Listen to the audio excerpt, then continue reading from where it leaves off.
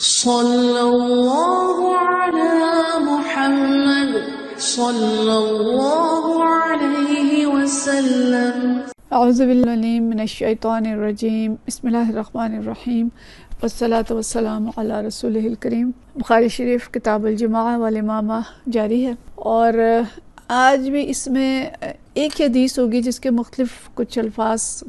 فرق ہوں گے، اور اس کو مختلف ابواب میں پڑھیں گے۔ اور یہ بھی ایک بڑی دلچسپ تحقیق ہے کہ ایک ہی حدیث سے مختلف مسائل نکالنا اور مختلف تعلیمات دینا۔ اچھا، آج کا جو باب ہے یہ ہے اذا طول الامام، جب امام قرات طویل کر دے، وکان للرجل حاجت، اور کسی شخص کو، کسی مقتدی کو کوئی حاجت ہو، فخرج فصلی، اور مقتدی وہ جماعت چھوڑ دے اور اپنی نماز الگ پڑھ لے، تو کیا اس کی نماز ہو جائے گی؟ اور اچھا، اب اس میں کیسا ہو سکتا ہے کہ بھئی نماز پڑھ رہا ہے اور اچانک مقتدی جو ہے وہ نماز چھوڑ کے نکل جائے اور جا کے اپنی نماز پڑھنے لگ جائے؟ تو کسی مجبوری کی صورت میں ایسا ہو سکتا ہے کہ وہ نماز پڑھ رہا ہے اور اس نے طویل قرات شروع کر دی ہے، اور مقتدی کو کوئی کام یاد آ گیا، اچانک کوئی ایسی صورت ہوگی کہ اسے نکلنا پڑا ہے۔ یا ایسا ہو سکتا ہے کہ وہ آیا تو تھا نماز پڑھنے، لیکن اس کی، جیسے آج کا ہم دیکھتے ہیں کسی کی نائٹ شفٹ ہے، رات کی ڈیوٹی ہے،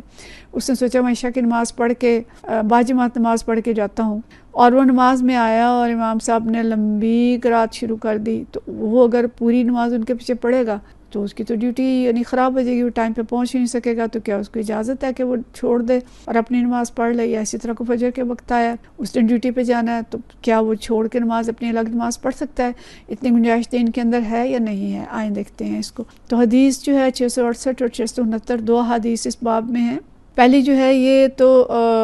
حضرت جابر کا قول ہے، ان جابر بن عبداللہ، جابر بن عبداللہ رضی اللہ تعالیٰ عنہ فرماتے ہیں ان معاذ بن جبل، کہ معاذ بن جبل رضی اللہ تعالیٰ عنہ کان یصلی مع النبی صلی اللہ علیہ وسلم، کہ نبی کریم صلی اللہ علیہ وسلم کے ساتھ نماز پڑھتے تھے، ثم یرجع فیؤم قومہ، پھر جاتے تھے واپس اور اپنی قوم کی امامت کراتے تھے۔ اچھا، بھی اس پہ بھی علماء نے بحث کی ہے کہ وہ نماز پڑھتے تھے نبی کریم صلی اللہ علیہ وسلم کے ساتھ اور پھر جا کے قوم کو امامت کراتے تھے، دو عشاء کی نمازیں وہ پڑھتے تھے، یہ کیسے ہو گیا؟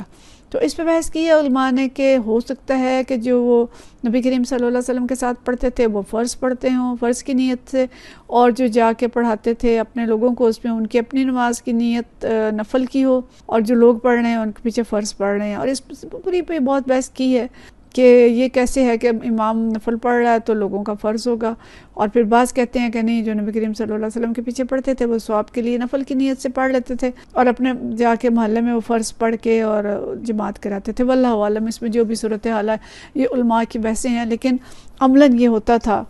کہ وہ نبی کریم صلی اللہ علیہ وسلم کے ساتھ عشاء کی نماز پڑھتے تھے اور پھر اپنے محلے میں جا کے اپنی مسجد میں لوگوں کو امامت کراتے تھے۔ اچھا، کیسی امامت کراتے تھے؟ یہ 669 حدیث ہے حضرت جابر بن عبداللہ رضی اللہ تعالیٰ عنہ سے، ان جابر بن عبداللہ قال، حضرت جابر بن عبداللہ فرماتے ہیں کان معاذ بن جبل یصلی مع النبی صلی اللہ علیہ وسلم، کہ معاذ بن جبل نبی کریم صلی اللہ علیہ وسلم کے ساتھ نماز پڑھتے تھے، ثم یرجع، پھر جاتے تھے واپس، فیؤم قومہ، اور اپنی قوم کو جا کے امامت کراتے تھے۔ فصلی العشاء، تو ایک رات انہوں نے عشاء کی نماز پڑھائی، فقرأ بالبقرہ، اور اس میں سورۃ البقرہ شروع کر دی۔ اب ذرا سورۃ البقرہ 250 پاروں کی سورت ہے، کتنی پڑھانی تھی انہوں نے پتہ نہیں، تو سورۃ البقرہ شروع کر دی۔ فانصرف الرجل، تو ایک شخص نے سلام پھیر دیا، فکأنما اذن تناول منہ، اور جب حضرت معاذ بن جبل کو پتہ چلا کہ اس شخص نے نماز توڑ دی ہے اور توڑ کو چلا گیا، تو انہوں نے اس پہ ذرا اس کو برا بھلا کہا کہ اس نے نماز خراب کر دی ہے اور یہ نماز خراب کر کے چلا گیا، اس کو ایسے نہیں کرنا چاہیے تھا وغیرہ، جو بھی انہوں نے کہا،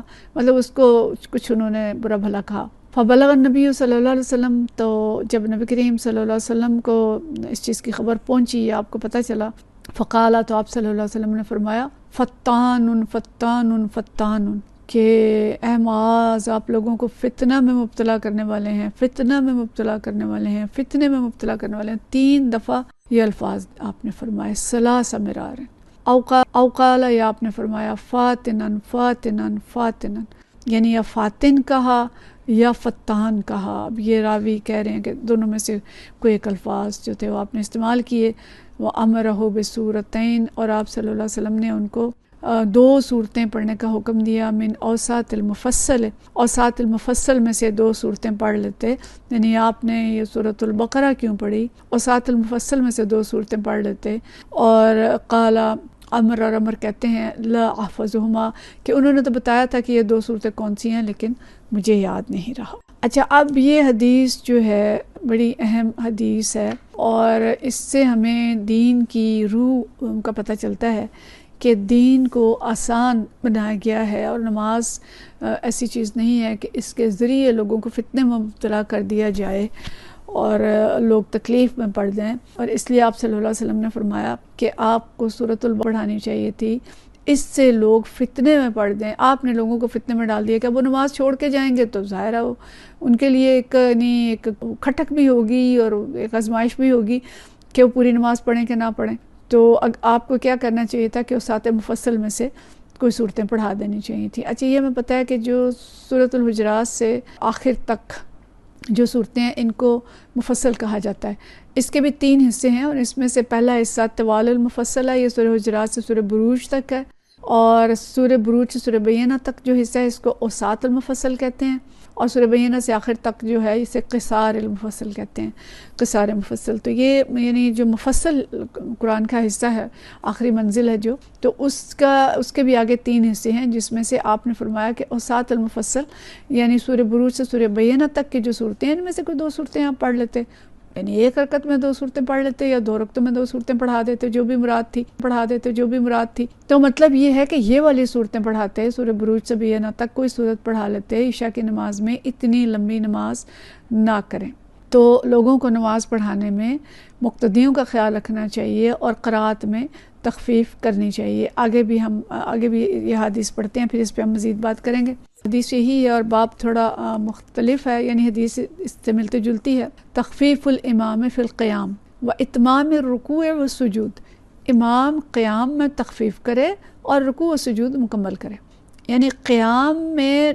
لمبی قرأت نہ کرے، اس میں قرأت کم کر لے، لیکن رکوع اور سجود میں تخفیف نہیں کر سکتے کہ بڑے ٹکریں جیسے ہمارے ماری جاتی ہیں، رکوع مکمل نہیں ہوا اور کھڑے ہو گئے، پورے سیدھی کمر نہیں ہوتی تو سجدے میں چلے گئے۔ کبھی رمضان میں مسجد میں نماز پڑھتے ہیں تو بہت مشکل سے بعض اوقات فالو کرتے ہیں، امام صاحب ایسے گاڑی چلاتے ہیں کہ رکوع بھی پورا نہیں ہوتا، کھڑے نہیں ہوتے تو سجدہ، اور سجدہ ایک کر نہیں چکتے تو دوسرا۔ قیام میں تخفیف کی ہے تو رکوع اور سجود بہرحال مکمل ہونے چاہیے۔ تو یہ حدیث جو ہے یہ ابو مسعود یعنی عبداللہ بن مسعود رضی اللہ تعالیٰ عنہ سے یہ حدیث ہے۔ اخبرنی ابو مسعود کہتے ہیں حضرت ابو مسعود نے خبر دی ان رجلا قال، ایک شخص نے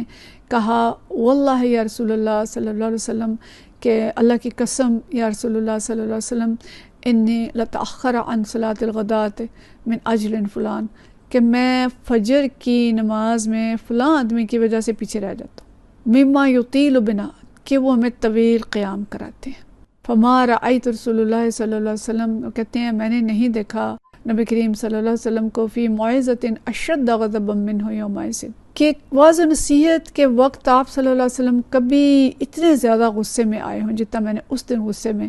دیکھا تھا آپ صلی اللہ علیہ وسلم کو۔ ثم قال، پھر آپ صلی اللہ علیہ وسلم نے فرمایا ان منکم منفرین، کہ تم میں سے کچھ لوگ ہیں جو لوگوں کو نفرت دلاتے ہیں، یعنی نماز سے نفرت والی بات ہو گئی نا، کہ اتنی طویل نماز پڑھائیں کہ لوگ بیچارے نماز ہی نہ پڑھ سکیں۔ فَأَيُّكُمْ مَا صَلَّى بِالنَّاسِ، تو آپ میں سے جو بھی لوگوں کو نماز پڑھائے فَلْيَتَجَوَّزْ، تو اس کو مختصر کرے۔ فَإِنَّ فِيهِمْ الضَّعِيفَ وَالْكَبِيرَ وَالْحَاجَةَ، کہ ہو سکتا ہے کہ نمازیوں میں کوئی کمزور ہوں، ضعیفہ، والکبیرہ کوئی بوڑھے ہوں، وذا الحاجہ اور کوئی حاجت مند ہو، جیسے ہم نے پچھلی دفعہ بات کی تھی، کوئی ڈیوٹی والا ہو، کوئی ضرورت والا ہو، کسی کا سفر ہے، کسی نے سفر پہ جانا ہے، کسی نے کوئی اور کام کرنا ہے، کوئی مصروفیت ہے، تو اس کو چاہیے کہ نماز کو طویل نہ کرے۔ یہ ہے کہ نماز باجماعت میں جو قرأت ہے اس میں اختصار ضروری ہے، اس لیے کہ ہر طرح کے لوگ مقتدیوں میں ہوتے ہیں، بوڑھے بھی اور حاجت مند بھی اور بیمار بھی، تو لیکن اس صورت میں بھی جو رکوع و سجود ہیں وہ مکمل ہونے چاہیے، اور نماز وہ جیسے نا نماز کی چوری کرنے والی اور نماز کھانے والی بات نہ ہو کہ رکوع پورا نہیں تو کھڑے ہو گئے، جو رکوع سے کھڑے ہو کے پورے سیدھی کمر نہیں ہوئی اور سجدے میں چلے گئے، تو یہ مراد ایسا نہیں ہونا چاہیے۔ رکوع اور سجود مکمل ہونے چاہیے، کیونکہ آپ صلی اللہ علیہ وسلم کا یہ بھی تو ارشاد ہے نا کہ ایسی شخص کی نماز ادا نہیں ہوتی جو رکوع اور سجود مکمل نہیں کرتا، یا سنن ترمذی کی حدیث ہے کہ جس شخص کا رکوع اور سجدہ مکمل نہیں ہے اس کی نماز نہیں ہے، تو اس کی نماز ٹھیک نہیں ہے. تو اس لیے رکوع و سجود مکمل ہونا چاہیے اور امام طویل قرات نہ کرے، قرات میں تخفیف کر دے. تو یہ دین اسلام کا حسن ہے کہ نماز کی جو فکر ہے کہ نماز لوگوں کے لیے آسان کی جائے تاکہ ہر شخص باجماعت نماز پڑھ سکے، خواہ وہ کوئی ملازم ہے یا کوئی آجر ہے یا کوئی تاجر ہے یا کوئی بھی اس کی پوزیشن ہے، تو نماز وہ تسلی سے پڑھ سکے. نماز پڑھتے ہوئے اسی طرح بوڑھے اور حاجت مند بھی پڑھ سکیں، اور لیکن امام کسی کو نفرت میں مبتلا نہ کرے اور امام فتنے میں مبتلا نہ کرے لوگوں کو، اور اپنے نمازیوں کا خیال رکھے. اب یہ ذہن میں رکھیں کہ یہ فرض نماز کے بارے میں ہے. اگر نفل نماز ہے جیسے رمضان کی نماز ہے تو اس میں سب کو پتہ ہے کہ ایک پارہ پڑھا جائے گا، تو اس میں جو بھی شخص نماز پڑھنے آئے وہ آ کے اپنے اس حساب سے آئے کہ اس کو پتہ ہے کہ اس نے تراویح پڑھنی ہے، وہ ایسے کام چھوڑ کے نہ آئے کہ اس کو نماز چھوڑ کے جانا پڑے درمیان میں، یا وہ پھر بعد میں شکایت لگائے کہ جی بہت لمبی نماز پڑھائی ہے. تو یہ مراد نہیں ہے. نفل نماز اور جو قیام اللیل یا اس طرح کی نمازیں وہ پہلے سے طے شدہ ہوتی ہیں، تو ان نمازوں میں تو